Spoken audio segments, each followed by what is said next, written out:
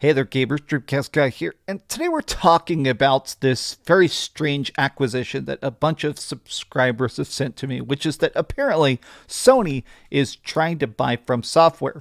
PlayStation wants to gobble up everything from Elden Ring to Dark Souls to Armored Core to Bloodborne, but I wanted to talk about this because the deal is not quite as clean cut as you think. This is apparently actually happening. The deals are almost done, and I don't think this is really about getting more PlayStation exclusives.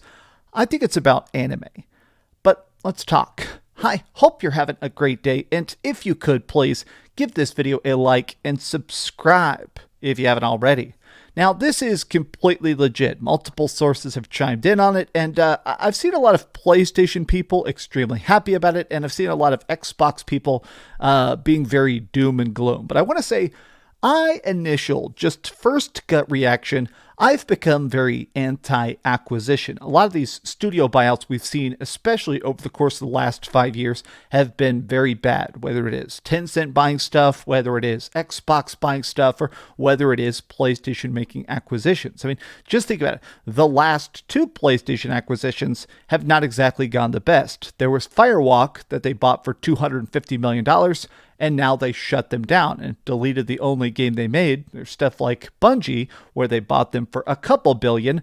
They did some stuff with them, and now most of the Bungie employees have been mass laid off. It doesn't seem like we're ever going to get a Destiny 3, so not all acquisitions are bad, but I am definitely in a spot now where when I read this studio being bought, I immediately think, oh no. In fact, the initial thing I'm seeing here is that everybody is like, oh no, leave them alone. Acquisitions will be the death of the industry. This is pretty disgusting. Yeah, if this is the only way we're going to get Bloodborne 2, I'll take the hit. Now, I do think that's the part of this is that I think truly in my heart of hearts, this acquisition, if it does go through, can be different for two separate reasons. The first one is that a lot of times when companies get bought, they're usually in pretty rough shape. They're already sellable, so to speak. If you're able to just say, please, somebody buy us, usually you already have low sales, you're behind on your projected quarter expectations and stuff. You're already very devalued, so you're ready to be bought. Whereas in the case of FromSoftware, from all the reports we've seen, not only, of course, is Elden Ring selling like 30 million copies, not only is FromSoftware more successful than they've ever been, but from a lot of the reports, they're a tiny studio with a dedicated team, a very visionary lead of it with Miyazaki.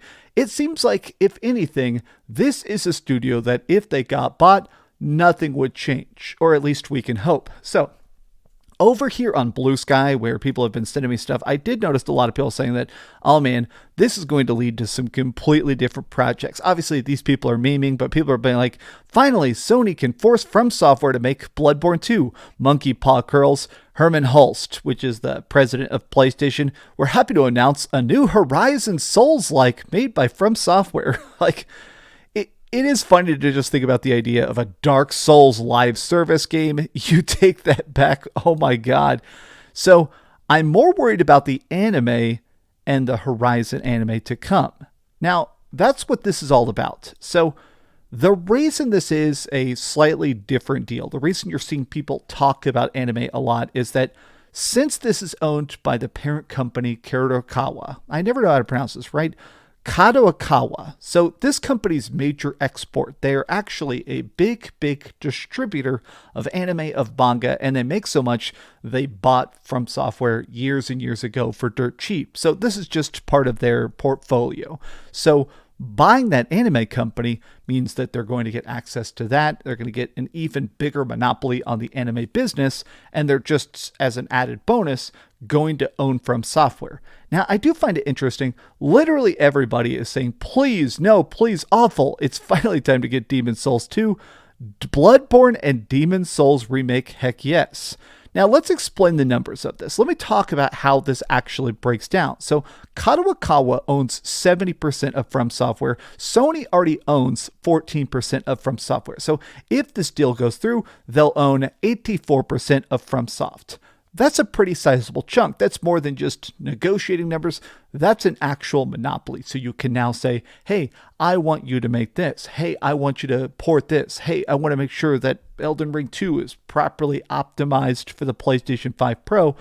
But it is interesting that the Kadokawa angle of this is really, really different because right now, Sony owns Crunchyroll and Funimation, which got merged with it. A lot of people are actually saying, hey, it's cool to see their stock is going up. I'm sure everybody's happy. A lot of Sony fanboys are kind of cheering this on, but this is really bad from the anime perspective. Look at this. This is a very rude tweet, but I think it actually sums this up pretty decent.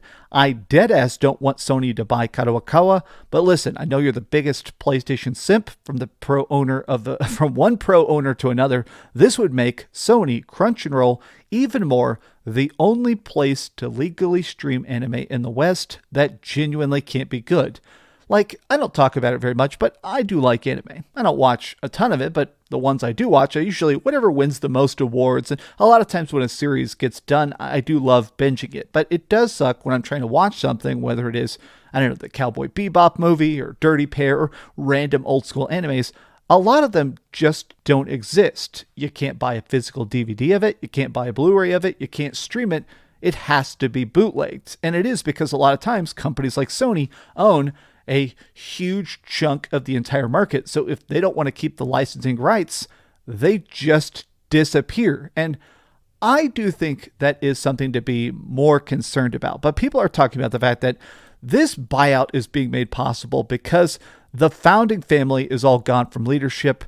Going back to the business side of this, though, is more about how this acquisition is probably legit. So in Japan, if you're trying to buy a family-owned business, it's very difficult because it all has to be approved. You can't really do forceful takeovers as easily as the way you can here in the West. It has to be approved by multiple rungs. And so they're basically saying, okay, the founding family of Kadokawa is all gone from leadership now. So the usual family legacy blocker for the takeover just isn't there.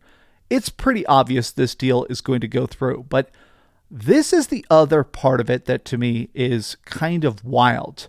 This is not the only studio that Kadokawa owns. They own FromSoftware, that's great.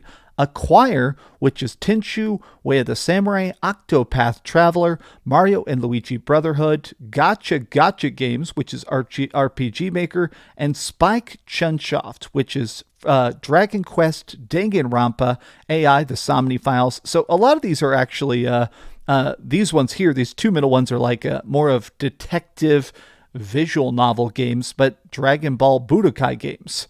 So it does make me think that obviously a lot of these games, Octopath Traveler, a lot of the stuff here is stuff they've made for other companies. These are people who have helped make stuff for Square Enix and stuff like that. It is interesting to think about the idea that Sony would get access to a bigger set of devs. I mean, that's kind of my mind, is that if they actually do this buyout, will they keep these studios doing what they're doing? I think this is going to be about, honestly, more than anything else, the anime acquisition. But if they keep letting these studios finish their current projects or keep working with their current deals, it would be weird because technically, if they made like another Octopath Traveler that was Nintendo Switch exclusive, like the first one was for a long time, it would be funny to think about the idea of playing a Nintendo Switch game like Mario and Luigi Brotherhood, and a Sony logo appears before the game actually boots up. Very weird. I want to say I am anti-acquisition in general, but this one seems tiny enough and safe enough that I don't think it's going to hurt FromSoftware, which is my biggest concern. My concern is more from the anime perspective, but let's see how it all shakes out. I'll be honest, this still seems impossible. I don't know, this deal just seems so big, it's difficult to believe, but I guess we're going to find out if it is real very, very soon. Thank you so much for watching. If you could, please give this video a like and subscribe if you haven't already, and please keep dreaming. I just woke up 25 seconds ago. I need a coffee so bad. Oh, okay. Coffee. Thanks so much for watching that video. If you want to see something else, you can always click this link to see what I put up last, or, subscribe and see what's coming up next. Also, I promise that whatever I do, it'll try not to suck.